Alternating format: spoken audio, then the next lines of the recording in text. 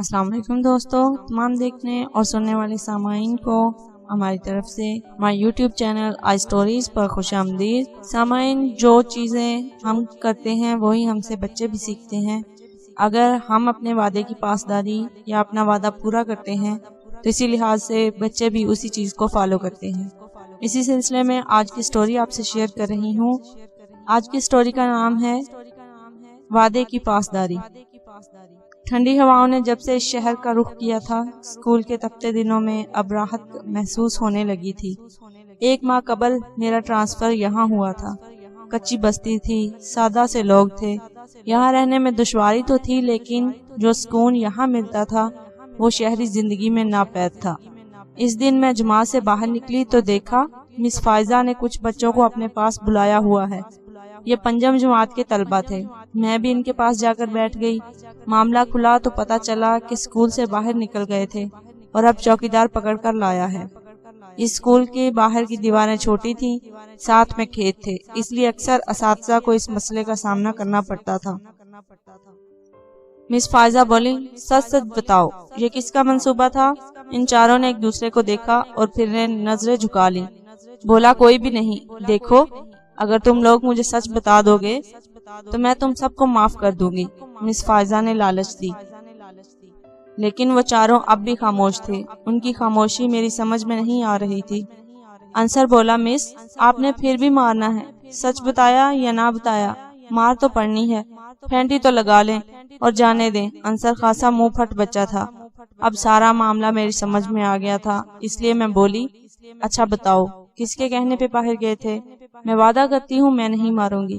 سچی مس جی؟ انہوں نے تصدیق چاہی۔ جی ہاں، میں نے مسکرا کر کہا۔ مس جی، ابو بکر نے کہا تھا باہر جانے کو، اکرم نے فوراً بتا دیا۔ اچھا ابو بکر، تم رکو اور تم سب جاؤ۔ ابو بکر سر جھکائے کھڑا تھا۔ اس نے اپنی غلطی مان لی تھی۔ اس نے معذرت کی اور وعدہ کیا کہ وہ آئندہ ایسی کوئی حرکت نہیں کرے گا۔ اس کے جانے کے بعد مس فائزہ بولی، مس عائشہ، آپ کو ایسا نہیں کرنا چاہیے تھا۔ بچوں کو مار نہ پڑے تو وہ آپ کی بات کو اہمیت نہیں دیتے۔ آپ نے سب کو بھیج دیا کیونکہ میں نے ان سے وعدہ کیا تھا، اور اگر میں خود اپنے وعدے کی پاسداری نہ کرتی تو انہیں وعدے کی اہمیت کا اندازہ کیسے ہوگا؟ پھر بھی مس فائزہ، آپ اپنے موقف سے ہٹنے کو تیار نہ تھی۔ مس، آج بچوں نے اعتبار کیا ہے ہم پہ، اور اگر ہم یہ اعتبار توڑ دیں گے تو وہ کبھی ہم سے کچھ نہیں کہیں گے، سب کچھ چھپا کر کریں گے۔ اس طرح تو ان کا بھی نقصان ہوگا اور ہمارا بھی۔ ایک بار اعتبار ہے اور ایسی کوئی حرکت نہیں کریں گے، مس عائشہ نے تفصیل سے جواب دیا۔ اگلے چند دنوں میں 5 جماعت کے بچوں کو ناقابل یقین تبدیلیاں آنا شروع ہو گئیں۔ جو کلاس سب سے زیادہ بدتمیز مشہور تھی، ان سب کے سدھرنے پر سب اساتذہ کو حیرت ہو رہی تھی۔ وہ شرارتی بچے ہر روز مس عائشہ کو سلام کرتے اور ساتھ ہی اپنے چھوٹے چھوٹے سے مسئلے بھی بتاتے، جن کا وہ فوراً ہی کوئی آسان حل بتا دیتی۔ مس فائزہ بھی مان گئی تھی کہ وعدہ کرنا اور عمل کر کے دکھانا ہم بچوں کے اصلاح کے لیے بہت ضروری ہے۔ ایسے ہی چھوٹے چھوٹے واقعات آپ سے شیئر کرتی رہوں گی۔